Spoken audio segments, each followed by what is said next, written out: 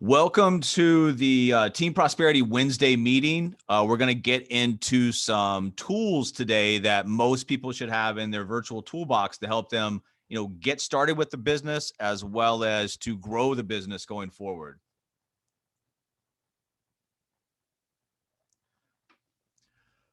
So like we talked about, today is April the 7th. We were discussing before this meeting started that right now there's a low contact rate with a lot of, prospects, whether that be client, partner. It's just a weird time with some of the restrictions being lifted, nice weather, population getting stimulus checks, spring break. Just power through knowing this is just a interim period of time that will pass. Couple of things are a number of things that came up this week from new partners, existing partners. I just want to go through before we actually get into the topic for today. Number one, remember when you are out there, our first impression in a virtual world is much different than the first impression in a traditional world. So it's about what you say, how you say it, understanding your business assets, command of simple technology, and organization of your presentation. If you can nail those things down, you will make a great first impression. When you get on here and you're fumbling with your words, you're fumbling to get stuff, working correctly, that's not a good look for a tech virtual company. So understand what you need to do to look the part, when speaking with these people. The business, I got a question this past week about a lot of things going on. There's different parts of the business. I understand that coming in, it's kind of overwhelming to people. You just have to break this down for your partners to understand there's three parts of this AAC. The first one is activity. You don't have to know anything about the business to go out and start talking. Very limited role, opening conversation that can lead to somebody else in this company helping you earn revenue, make money, progress to the point you can take those over. So if you've got a partner that's sitting on the sidelines thinking they got to know everything before they start, they're never going to start, guys. That's just a procrastination tactic that a lot of us use to allow us to justify not doing anything. So activity is the first thing. If we have activity, we will get somewhere. If we start doing things, then things will happen. If we choose to do nothing, then nothing's going to happen. And that's very, very important because that's the first prong and the first metric of your business growth is, are you willing to get it going? The second AA, the AAC, the AA is the accountability. And if you got activity, this is not so much for you. It's important that all of us are accountable. So we know that what activity that we did, what that resulted in, how to fix problem areas, how to throw fuel on other areas that are really working. But it's also about setting the example. If you're going to build distribution, if you're going to build branch offices, you've got to have accountability sewn into the model, because without accountability, people are going to drift. And if people are going to drift, they're going to quit. And then if they're not going to drift, they're never going to identify what's going right or what's going wrong in their business. So it's just going to be whatever happens, happens. And the last one of the AAC is consistency. So you've got activity, accountability, and consistency. If you can put the accountability and activity up, over a period of time and be consistent with that, it's all this business model takes. You've got a lot of help. You've got a lot of assistance. You've got a lot of tools that you can use. But realistically, it just comes back to activity, accountability, and the ability to be consistent over a period of time to let that accountability and activity root and compound. The one thing that we can get rid of for our business, if we were looking at our business, is brake pads. There are no such thing as brake pads here. They will kill the business for a partner. I would much rather have a partner come in and do some activity over 90 to 120 days than have some business partner come in and just go all out for 2 or 3 weeks and then slow it way down. Whatever you're going to do, keep that, speed, keep that velocity, keep that pace, and understand that once you start something, continue with it. Interruptions they are more than roadblocks and obstacles. They're going to stop you in your tracks. All of this develops into a personal plan that gets us 12 to 15 appointments per week. And we were talking about in marketing, lead generation, management that we've been going over. Those appointments are someone with a reason to do something. Doesn't matter if you're talking client, partner, it's just someone with a reason to do something. If you can put up 12 to 15 appointments per week, get through those, whatever the outcomes are, we can improve on those. if appropriate. But if you can put up 12 to 15 appointments per week and you can get your organization, whether that's one offices or a digital or a portfolio of digital offices doing this, then watch what happens in terms of the distribution build out. And when you're inside those appointments, everybody's got to work on their craft. And we've talked about this repeatedly, whether with an athlete, musician, surgeon, other professionals, whether it's taking swings, making contacts, presenting educational seminars, webinars, whatever it is, you got to get out there and you got to have the practice. And then enough practice, you'll master your craft. And that means enormous things for you, your business partners, your goals, where you're trying to go. And the last thing that really came up this week was just make sure that if you come into this organization, your partners come into an organization, they are overwhelmed, break it down by that AAC, but also help them understand that this is a process. You're not going to go from 0 to 100 overnight. If you're willing to learn, if you're willing to practice and improve, you got a lot of help, guys. I've never seen a business model structured with as much help as we give on all levels. The place that I go to learn is YouTube. Whether I'm going to fix something in my house that's broken or whether I'm going to become a better marketer, whether, it doesn't matter if I'm going for motivation, if I want to listen to music. YouTube is a place that I'm at pretty much almost every day. And I think if you can commit to learning something, each and every week, the compounding factor of that, just like activity, is going to have enormous back-end results and a huge ripple effect in a very positive way on your business. Last week, we covered the last week of a multi-week management series. And, specifically, we covered setting up expectations as a manager, good management practices, speaking in what we call win-win language. Effective management starts from the beginning, learning how to identify what you're actually looking for and not forgetting to review progress and growth. And that leads us to this week, which we're going to talk about top tools and tech for your business. So if we were packing up a toolbox and going on a job site, what is in our actual toolbox? And like I said, that's what we're going to be talking about. So what's in your toolbox on the virtual side? What's in your toolbox for the financial side in terms of what you're trying to do? What's in your toolbox mentally? And we're going to talk about a couple of these that are crucial.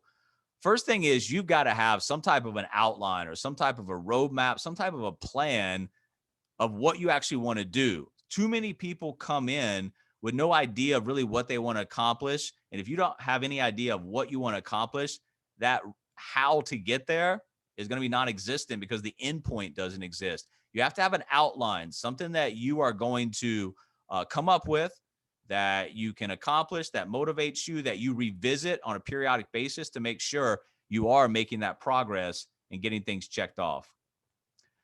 That includes a daily routine. One of the most important things that I think that we can teach as managers, that inside that toolbox, you've got to have a daily routine. You just can't drift into Monday, Tuesday, Wednesday, Thursday, Friday, because the culmination of that is just going to start to drift for not days, but weeks, then months, and then you're going to quit. You have to go into each day. You have your overall plan, what you're trying to accomplish, and you break that overall plan down into tasks and activities that you need to get done on a daily routine. Time management is probably the biggest thing that I think hurts people in self-employment, entrepreneurial opportunities, and really in personal life as well, trying to get what they want to accomplish. Time management is most people's number one problem. And we've talked about this before. You solve that with a defined plan of action that you don't have to think about. You just go into the day and start doing. That's going to solve that. And then also in your toolbox, you've got to have a schedule. And your schedule is going to be your approach to the marketplace. You have a communication strategy. What are you trying to do that corresponds with an online strategy?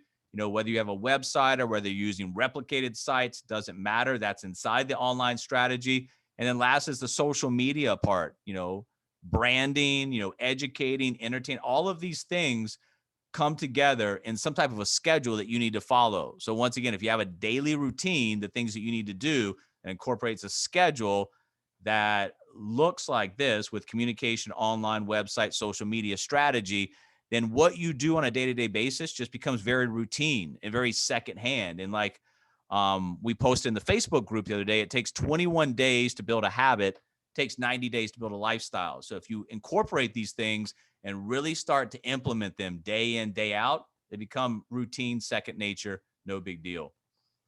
And the last thing that we have as far as our plan inside our toolbox is we got to have a system.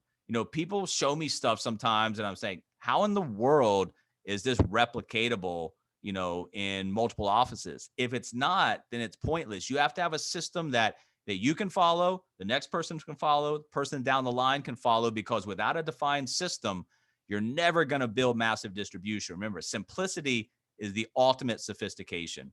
So the plan, the daily routine, the schedule, the system, all kind of corresponds to make up what you need to do and how to do it.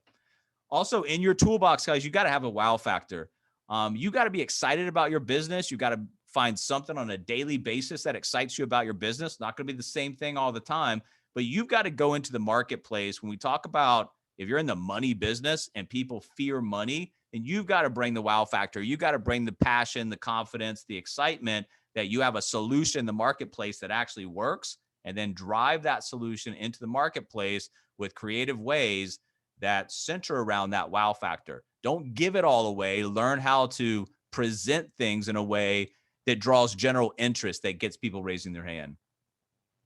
And inside that wow factor, there's probably going to be a competitive advantage. Remember, if you're in an industry as large as financial services and you're not doing anything different from the next person, then you have to compete. And competing in a very large industry with a lot of players, very tough. When you innovate, when you bring something new to the marketplace, you stand alone. That's a competitive advantage. When you have that and you understand that you have that, it's a lot easier to go out and not compete, but like I said, innovate and show people why working with you on a partner or a client basis makes sense for them depending on their situation. We've got smart technology. And whether we're looking at smart technology and some of the marketing that we do, or the smart technology and some of the products and the services that we offer, that's where we gain our competitive advantage. If you guys look at the last 25 years, and we talk about this over and over and over again, the wealth creation has come from technology and innovation coupled with ownership of that. So understand what we're doing, why we're doing it, and why it means so much to you, your family, our clients, your partners, and then go out there and spread the word.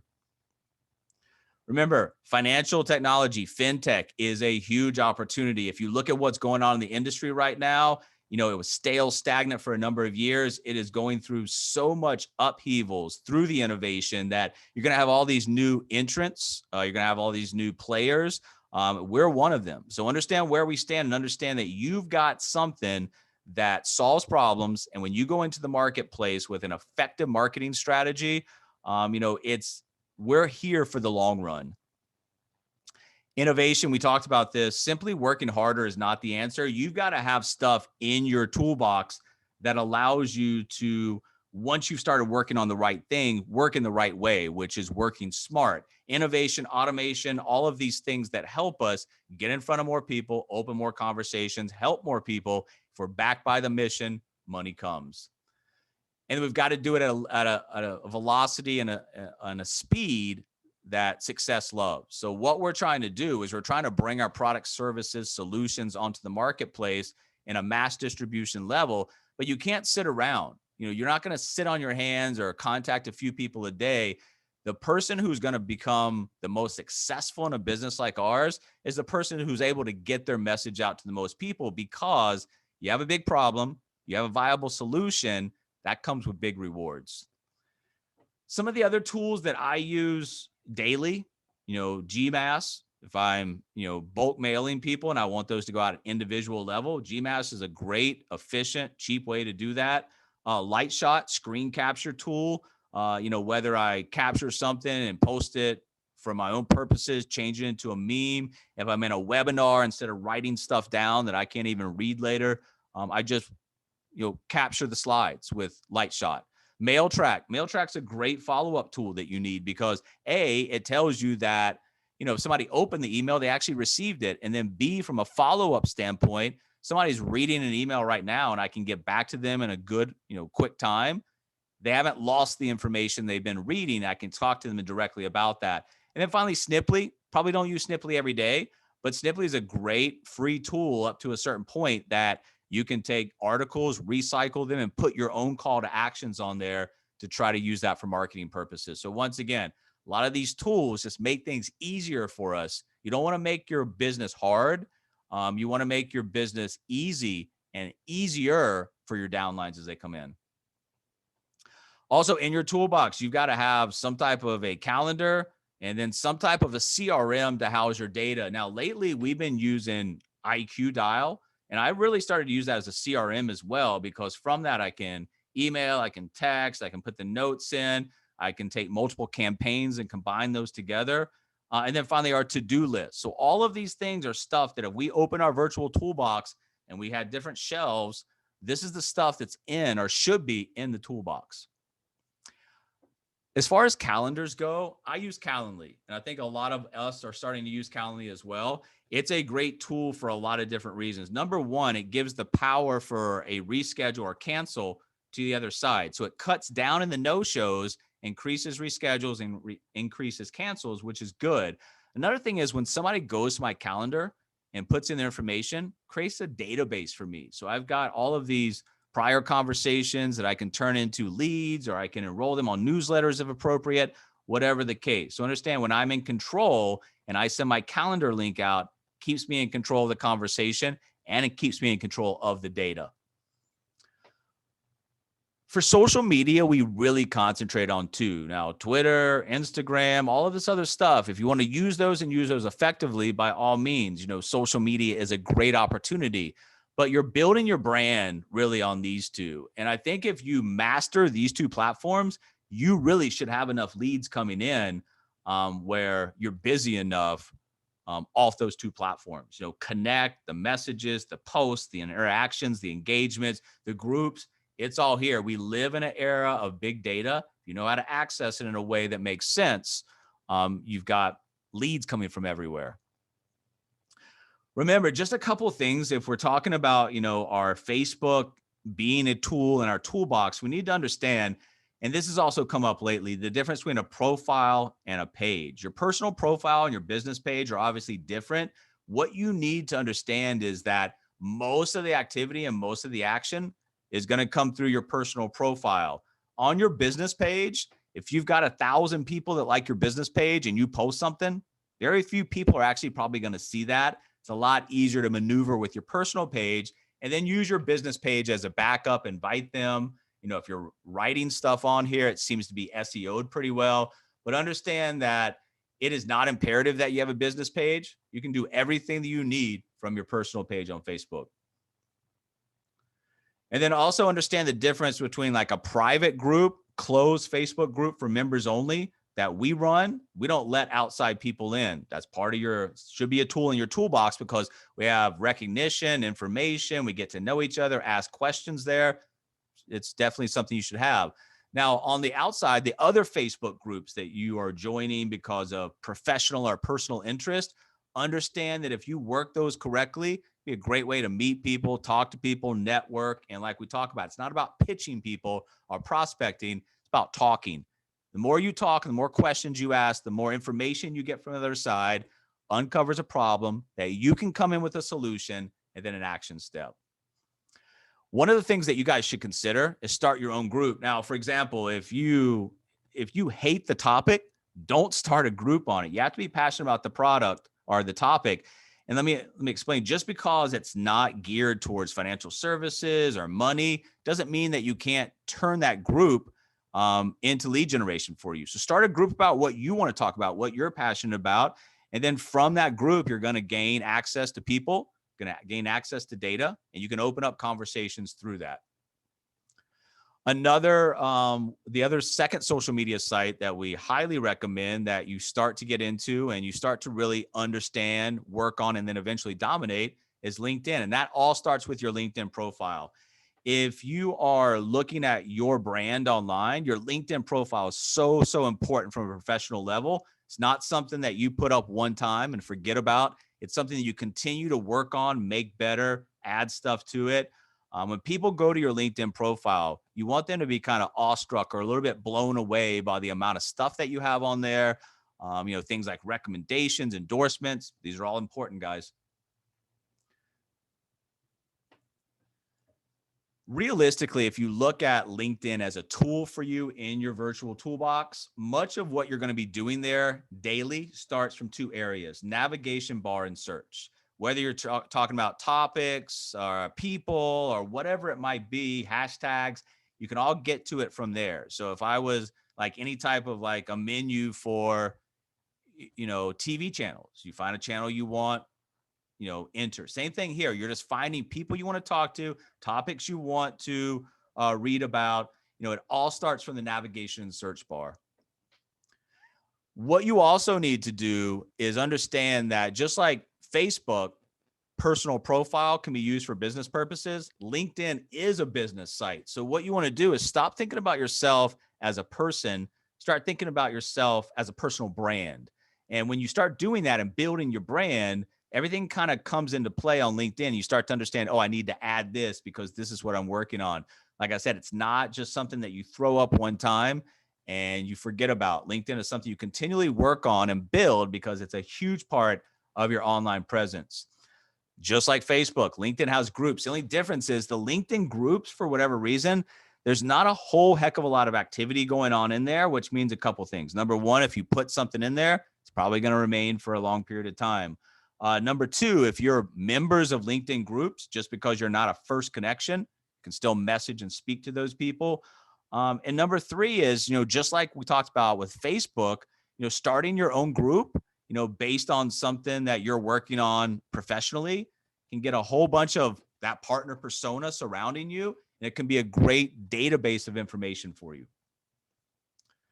I use LinkedIn Helper, and I use it because it makes things easier for me. We always talk about automation. And when I'm talking about messaging people just from the start to get conversations open, if I had to rely on myself manually to do that every day, just wouldn't get done, guys. I know myself and I know you guys. So anything that we can do that takes that manual step out and can, almost like having a helper, like having an extra employee around, all of this stuff will continue to work. Doesn't need bathroom breaks, doesn't need a vacation. It'll just continue to do what it needs to do. And then you take over the personal part as people start to respond. Those messages, part of your toolbox should be geared around getting people on the phone. And yes, social media is great, but your messages should be designed to get people on the phone to talk about different parts of your business, whether that's on the client or the partner side, intro message, help message, how money works message, whatever it might be. You're trying to drive new connections to the phone. That's all we're doing. We're using social media to build our brand, and then we're using conversations and communications that start on those platforms, push them off the phone so we can get to know them people more, introduce more information, further educate them, etc. If you're looking at the two platforms and you're looking at both those parts of your toolbox, LinkedIn and Facebook, you need to understand that LinkedIn is still scaling. So the organic reach on LinkedIn is enormous. Put the work in, you should get rewarded. Facebook is reach scale. Doesn't mean that it's not possible to get a lot done on Facebook. Just means from your personal profile, most of the activity is going to take place. And then it means outside of that, Facebook wants you to pay for real estate. In your toolbox, remember the tools that you have in there are designed in terms of social media to do three things continuously, every single day. Build your audience. You need to surround yourself with more and more people like-minded, like yourself. Engage your audience. Remember, we're not pitching, we're not selling, we're not prospecting, we're not recruiting. We're engaging our audience with educational material, entertainment, letting them get to know us, and then getting the engagement out of that. And then at the right opportunities, we pepper in selling our audience, knowing that at any given time, somebody in our audience, if big enough, probably looking for something. So build, engage, sell every single day. Your goal is always to reach somebody, a prospect, in the research phase. Well, the good thing about our business is the research phase is always going on. People are always looking to get ahead financially. So there's not like buying some type of an appliance or a new car or a new home. It's ongoing. And you have to realize that even if your social media game is not very, great at this time, put some effort into it, because social media advertising, especially mobile going forward, is the single biggest opportunity in the history of advertising, hands down. creates an environment where you can talk directly to your potential partners or clients and get the engagement. Also, in your toolbox, you need to have a psychological understanding that if you're going to do stuff, how the brain is wired. So you understand, we talked about this before, that image is a big, big part of your post. And then when you're posting the rest of the verbiage, understand what people are going to see first, understand what people are going to see last, and then organize your approach around, how effectively you can make this based on what you know. You need to amplify your reach. You need to get your word out. Like we said, this is not a pitch or a recruitment or a sale. This is about getting out the information that you need, knowing that if we do that on a big enough scale, people are going to raise their hand, want to know more. They're intrigued with general interest. That's all we're looking for. Knowing what we have on the backside can do the rest. If you're starting your business, then you need to understand that, that old tired email approach, still a very good approach to get out and reach people.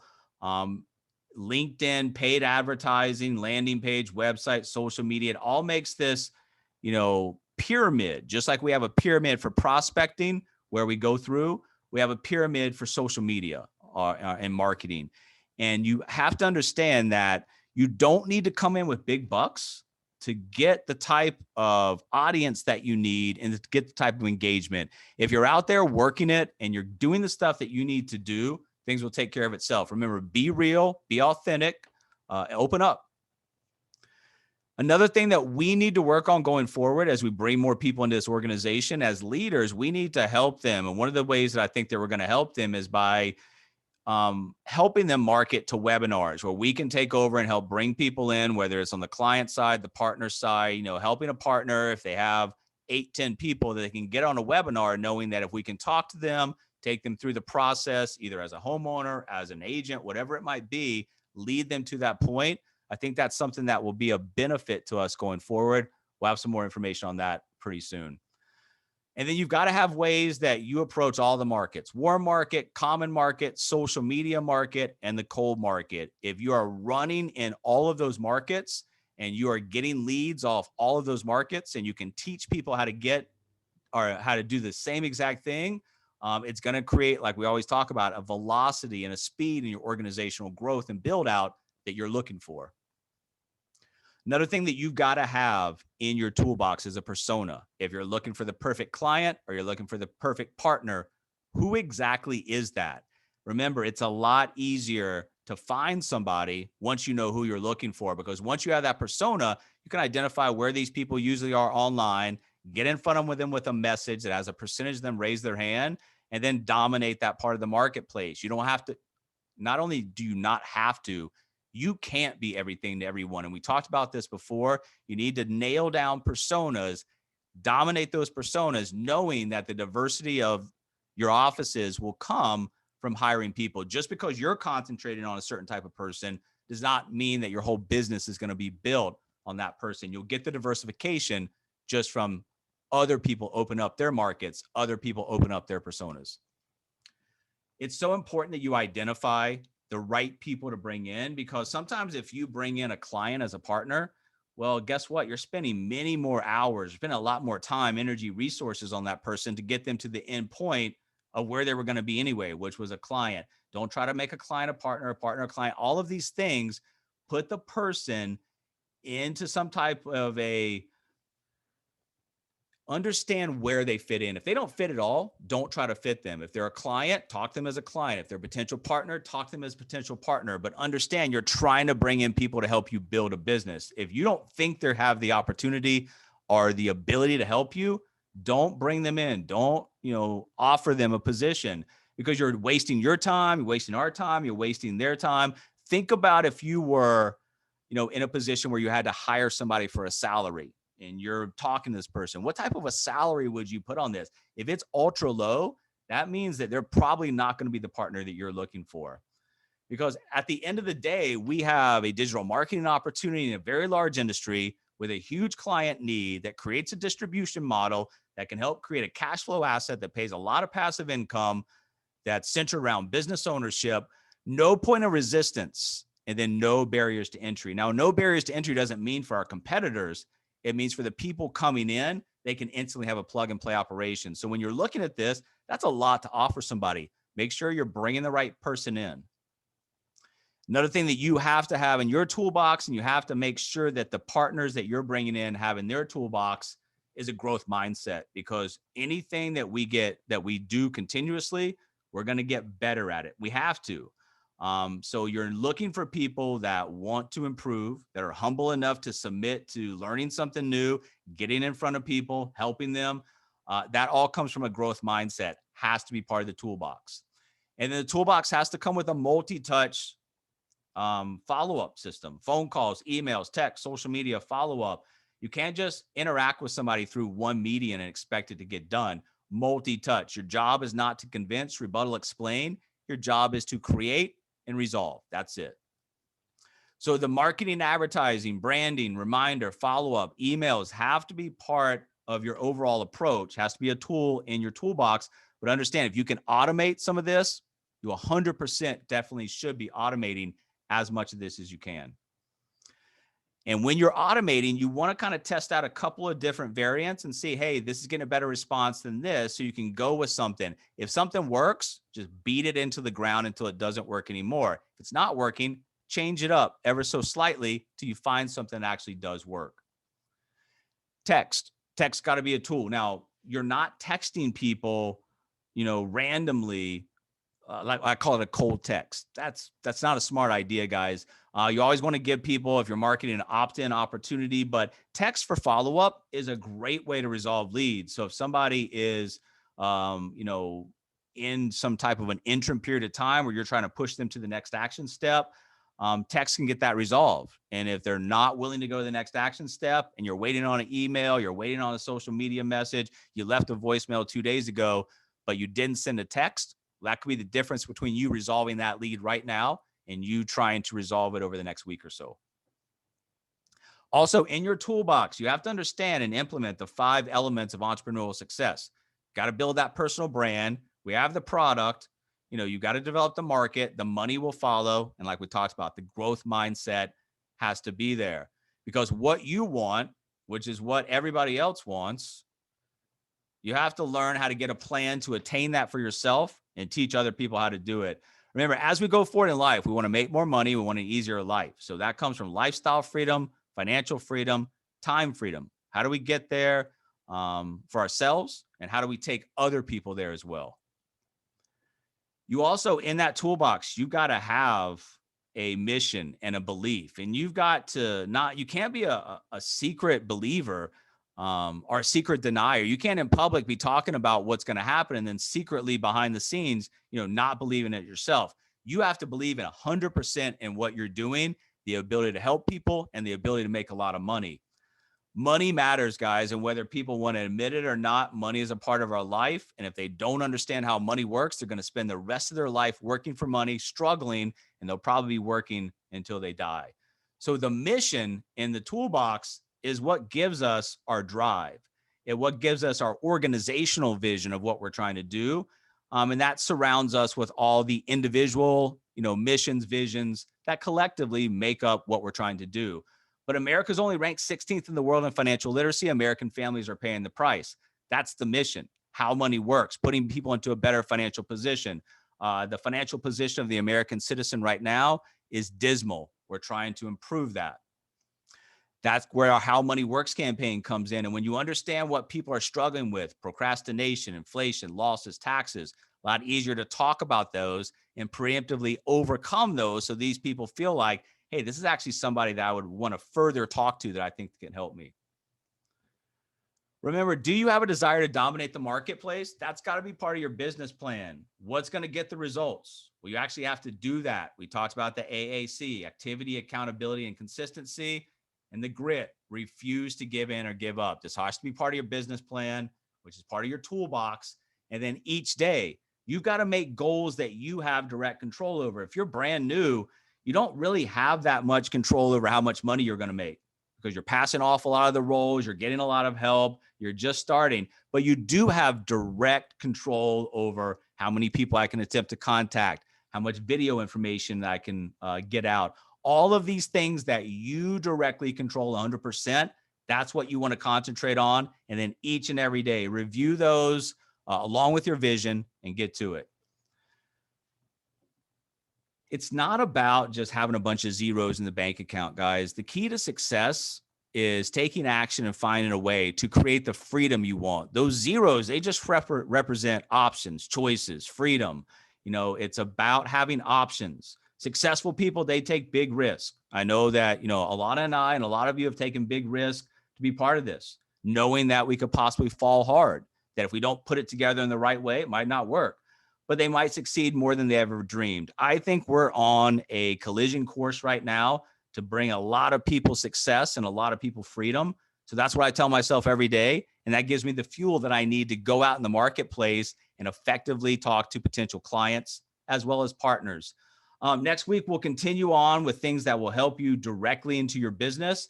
But I wanted to talk about today some things that you and your partners that come in need to understand. If we were going on a job site with a toolbox, what's in there and why.